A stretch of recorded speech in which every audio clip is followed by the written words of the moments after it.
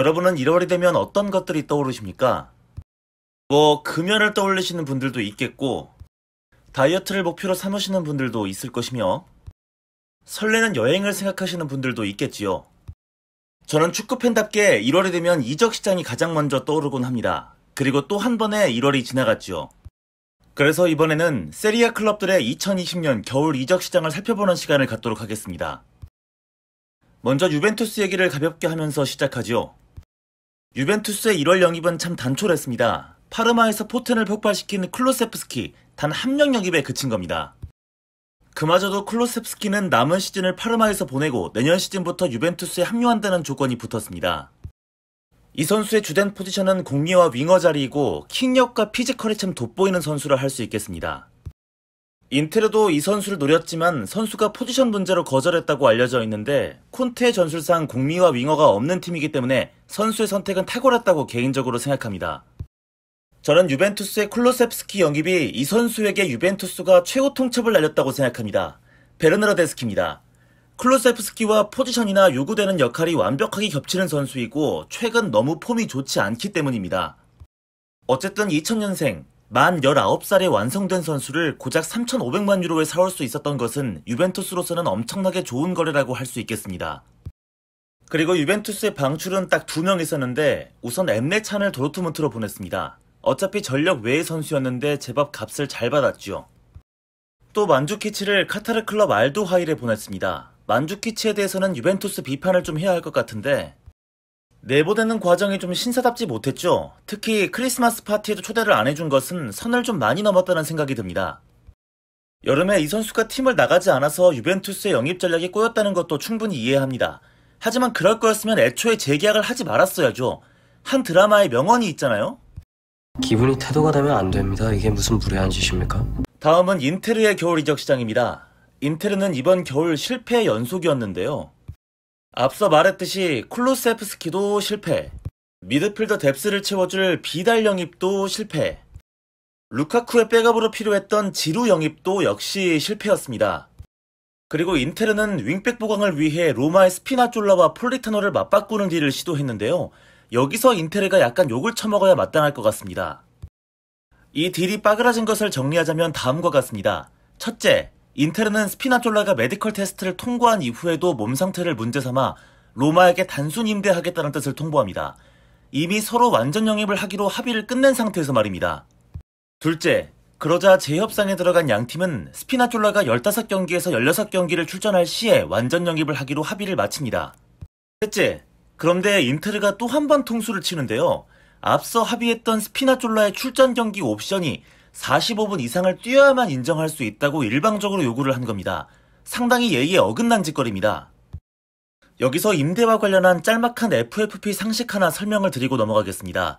똑같은 임대 딜이라도 완전 영입 조항이 있다면 선수를 판 자본이득은 이번 시즌의 자본이득으로 잡힙니다. 하지만 조건부로 완전 영입을 하겠다는 조항이 있다면 선수를 판 자본이득은 이번 시즌의 자본이득에 포함되지 않고 실제로 선수가 이적을 하는 다음 시즌의 자본이득이 잡힙니다. 아시다시피 로마는 FFP 압박이 상당히 심한 클럽입니다. 이번 시즌의 자본이득이 상당히 중요하다는 얘기죠. 그럼에도 불구하고 로마는 스피나졸라 판매 이득을 이번 시즌에 포함하지 않는 아주 큰 양보를 했습니다. 하지만 여기서 인테르가 또 한 번 딴지를 건 것은 도의적으로 상당히 양아치 짓에 해당하는 겁니다. 선수가 무슨 죄가 있겠습니까? 이렇게 로마에서 뛰게 될 거라 믿어 의심치 않았던 폴리타노는 결국 다시 짐을 싸서 돌아와야 했습니다. 결국 이렇게 윙백 보강에 실패한 인테르는 놀랍게도 모제스와 애슐리 영으로 빈자리를 메꿨는데요. 아니 씨발 이게 무슨 개같은 경우야 라고 생각했습니다만 놀랍게도 두 선수 모두 꽤 잘해주고 있습니다. 사람 무한하게 하지만 쭉 삽질만 하던 인테르는 이번 겨울에 빅 사이닝에 성공을 했는데요. 솔직히 아무도 믿지 않았을 겁니다. 무려 에릭센을 데려오다니요. 이적료는 2천만 유로입니다. 하지만 너무나 유명한 이 양반, 토트넘의 다니엘 레비 회장이 얼마나 대단한 사람인지 확실하게 알 수 있었습니다. 6개월 지나면 공짜가 되는 에릭센을 기어이 2천만 유로 다 뽑아먹고 팔 수 있다는 게 참 대단했습니다. 자, 그리고 인테르 방출 선수를 알아봅시다. 일단 윙백 라자로를 뉴캐슬로 임대 보냈습니다. 내가 참 씨발 어이가 없어서 라자로가 말이죠. 이번 시즌에 영입한 선수였습니다. 몸값이 얼마인 줄 아세요? 무려 2,400만 유로 들여서 데려왔습니다. 그래놓고 제대로 써먹어보지도 않고 그냥 임대를 보낸다고요? 진짜 답답해 뒤지겠습니다. 또 인테르 먹튀의 상징이죠. 가비골, 플라멩고로 완전 이적했습니다. 얘 3,500만 유로 주고 샀거든요? 근데 딱 절반 건졌습니다. 이적료는 1,800만 유로입니다. 마지막으로 너무나 안타까웠던 선수 폴리타노, 결국 나폴리로 이적했습니다. 나름 고마웠던 선수였기 때문에 앞으로도 잘하길 기원해봅니다. 다음은 아틀란타의 이적 시장입니다. 그다지 활발한 움직임은 없었는데요. 눈여겨볼 영입생은 네덜란드 헤라클레스에서 데려온 왼쪽 수비수 레넌트 치보라입니다. 수비력이 괜찮은 선수로 알려져 있고 네덜란드 리그에서 볼 인터셉트에도 상위권에 랭크되어 있는 선수입니다. 현재 B클럽에서 많이들 노리고 있는 로빈 고젠스 선수의 이적을 대비하는 영입이라고 볼 수도 있을 것 같습니다.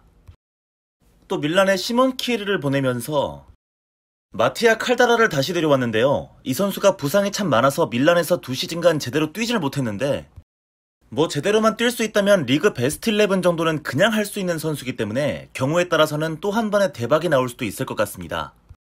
또한 니스에서 미드필더 타메제를 영입하면서 미드필더 뎁스를 늘리는 데에도 힘을 쏟았습니다. 아탈란타의 방출 선수로는 대표적으로 유망주 공격수 무사바로우가 있는데요. 아까운 선수죠. 98년생 어린 나이에 피지컬이 뛰어난 공격수입니다. 하지만 어쩌겠습니까? 현재 아탈란타 공격진이 미친 수준인데 60년 만에 리그 득점 최고 페이스를 찍고 있죠. 자리가 없습니다. 이에 다음은 AC밀란의 이적 시장입니다. 우선 백업 키퍼였던 레이나를 내보내고 베고비치로 교체하는 작업을 했는데요. 사실 이건 중요하지 않고 가장 의미 있었던 영입은 바로 질라탄의 영입이 아닐까 싶습니다. 아시다시피 복귀하자마자 밀란을 아예 다른 팀으로 만들어버린 최고의 영입이었습니다. 뭐 그 밖에 앞에서도 말씀드렸지만 칼다라를 내주고 시몬 키에르를 데려왔는데요. 시몬 키에르가 무난하게 해주고는 있지만 참 뭐랄까 아쉽습니다. 칼다라가 무려 보누치를 내주고 데려왔던 선수였잖아요. 그만큼 상당히 밀란으로서는 큰 대가를 치렀던 영입이었는데 기본적으로 칼다라를 내보낸 계약 조건 자체가 좀 눈탱이를 맞은 느낌입니다. 기본적으로 임대인데요. 무려 18개월 임대입니다. 그러니까 2시즌을 공짜로 내준 셈이죠. 거기다 18개월 후에 완전 이적 금액 1,500만 유로입니다. 아무리 이 선수가 부상으로 고생했다고는 하지만 너무너무 몸값이 쌉니다. 옛날에도 호구고 지금도 호구고 이게 다 바르셀로나 유스 센터백 토디보를 샬케에게 뺏긴 후폭풍이겠죠. 또 밀란은 안더레어트에서 살레마키어스를 데려왔는데요. 이적료도 싼데다가 카스티오의 백업 혹은 오른쪽 풀백으로 아주 꿀영입이 될 것 같습니다. 당장 오른쪽 풀백에 세워도 칼라브리아보다는 훨씬 잘하더군요. 그리고 이번 이적 시장에서 밀란은 대대적인 선수 박앤세일에 들어갔는데요. 아무래도 FFP 압박이 있기 때문에 선수단 규모를 줄일 필요가 있었을 겁니다. 일단 테오에게 완전히 자리를 뺏긴 리카르도 로드리게스를 PSV에 팔았습니다. 이건 저는 약간 아쉬운데요. 테오 백업으로 놔뒀으면 어땠을까 싶긴 합니다. 또 연봉만 잡아먹던 보리니를 베로나로 처분할 수 있었고요. 참 기쁜 소식이 하나 있었습니다. 드디어 수소를 내보낼 수 있었어요. 세비야로 갔고요. 세비야가 챔스 진출을 하게 되면 완전 영입을 해야 하는 조항이 포함되어 있습니다. 그리고 결국 40살 늙은 형한테 밀린 피용택은 헤르타 베를린으로 떠났습니다. 하지만 더 폭망하고 가격 내려가기 전에 일찍 잘 팔았다는 생각이 듭니다. 앞서 말했지만 밀란의 이적 시장은 아쉬움도 제법 많이 남습니다. 하지만 FFP를 대비하기 위해 팀 적자를 줄이는 1차 목표로는 최고의 이적 시장이라고 생각합니다. 연봉 규모만 700만 유로 정도를 줄였고요. 선수 이적료로 3,200만 유로 정도를 벌었습니다. 수소가 완전 이적하게 되면 더 늘어날 전망입니다. 더욱 중요한 것은 그럼에도 불구하고 팀 성적은 더 좋아지고 있다는 데 있습니다. 썩 괜찮은 이적 시장이었습니다. 다음은 이번 이적 시장에서 최고로 활발했던 클럽 나폴리 되겠습니다. 특히 포지션별로 아주 알차게 영입을 했는데요. 우선 베로나의 센터백 아미르 라흐마니를 영입했습니다. 남은 시즌은 베로나에서 마치고 다음 시즌에 합류할 예정입니다. 적절한 값에 아주 괜찮은 영입이라고 생각합니다. 공격진 보강은 우선 앞서 언급했던 인테르의 양아치 제떡을 봤습니다. 폴리타노를 데려오면서 윙어 보강을 했는데요. 큰 기대를 하고 영입했던 로사노가 워낙 똥망이었기 때문에 잘 데려왔다고 생각합니다. 개인적으로 로사노보다 폴리타노가 훨씬 좋은 자원이라고 생각하는 편입니다. 내친 김에 나폴리는 스트라이커까지 보강을 했는데요. 스팔의 핵심 자원이죠. 안드레아 페타냐를 영입합니다. 페타냐도 남은 시즌은 스팔에서 뛰고 다음 시즌에 합류합니다. 수비에게 힘으로 버티는 능력이 좋고 슈팅 스킬이 있으며 무엇보다 발재간도 있는 좋은 선수입니다. 무슨 소리 안 들리세요? 저는 들리는데. 밀리크 좆되는 소리 말입니다. 긴장 좀 해야겠습니다. 미드필더 보강도 착실하게 해낸 나폴리인데요. 우선 라이프치히에서 디에고 덴메를 데려왔습니다. 덴메라는 선수를 볼 때마다 현 나폴리 감독인 가투소가 떠오릅니다. 단신이지만 많이 뛰면서 상대 선수들과 싸워줄 수 있는 유형의 선수입니다. 본인의 우상도 가투소라고 알려져 있고요. 나폴리가 미쳤습니다. 미드필더를 또 한 명 더 데려왔는데요. 셀타비고에서 로보트카까지 데려왔어요. 진짜 미친 듯한 분노의 영입입니다. 이런 나폴리의 영입들을 보고 있자니 쎄한 생각이 듭니다. 아시는 분은 다들 아시겠지만 이번 시즌 나폴리가 좀 시끄러웠잖아요. 이때 감독과 구단주에게 항명했던 선수들을 모조리 싹 다음 시즌에 팔아버릴 것 같습니다. 딱 느낌이 나오죠? 메르텐스 방출하고 페타냐, 카에온 방출하고 폴리타노, 알랑 방출하고 덴메, 지엘린스키 방출하고 로버트카, 딱딱 아다리가 맞습니다. 그나저나 제가 라리가를 잘 알지 못하기 때문에 로버트카 선수에 대한 정보가 좀 부족합니다. 그래서 제가 알고 있는 분들 중 가장 라리가에 해박한 분께 로버트카 선수에 대한 설명을 좀 부탁드렸습니다. 영상으로 만나보실까요? 네, 축구 세리아 구독자 여러분 안녕하세요. 스포츠 아나운서 소준일입니다. 일단 로보트카 선수 같은 경우에는 뭔가 좀 모드리치 선수의 플레이를 보는 것 같은 그런 향기가 좀 나는 선수인데 수비진 바로 앞에서 경기를 조율하고 또 패스길도 잘 열어주고 탈압박 정말 잘하고 그리고 틈이 보일 때마다 좀 과감하게 드리블 전진까지 할 수 있는 그런 만능형 선수라는 생각이 드는데 피지컬이 그렇게 훌륭한 선수는 아닙니다만 기본적으로 팀이 어느 정도 좀 교착 상태에 빠졌을 때 로보트카 선수의 발끝으로부터 시작하는 공격으로 좀 활로를 뚫을 수 있는 그런 좋은 선수가 아닌가 싶습니다. 기존에 나폴리에도 좋은 중원 자원들이 많이 있다 보니까 가투소 감독이 잘만 쓴다면 로보트카 선수 충분히 팀의 중심적인 역할로 활용을 할 수 있을 거라는 그런 생각이 들고 있고요. 그리고 이 선수가 또 기동력이 워낙에 또 뛰어난 선수다 보니까 아주 빠르거나 몸싸움이 좋거나 이런 선수는 아닙니다만 전체적으로 피치를 정말 열심히 뛰어다니면서 이곳저곳에 좀 관여를 하는 선수입니다. 예, 어쨌든 소준일 아나운서가 인정하는 아주 좋은 영입이 될 것 같습니다. 다음은 로마의 이적 시장입니다. 아탈란타에서 센터백 이바네즈, 그리고 엘체에서 미드필더 곤잘로 비아라를 데려왔고요. 플로렌지를 쿨하게 발렌시아로 임대 보냈습니다. 아무래도 유로 출전 등의 문제 때문에 선수 본인이 강력하게 요구했겠지요. 하지만 갑작스러운 자니올로의 시즌아웃으로 인해 로마 발등에 불이 떨어졌습니다. 윙어 자원을 빨리 구해야 되는 입장이 된 겁니다. 그래서 급하게 인테르에서 자리를 잃은 윙어 폴리타노 영입을 노렸습니다만 인테르가 막판에 통수를 치는 바람에 이것도 실패하게 됐습니다. 그래서 어쩔 수 없이 바르셀로나 유스 출신 카를레스 페레즈로 빈자리를 메우게 됐습니다. 그리고 제가 이 선수에 대한 정보도 부족하기 때문에 역시 소준일 아나운서에게 물어봤습니다.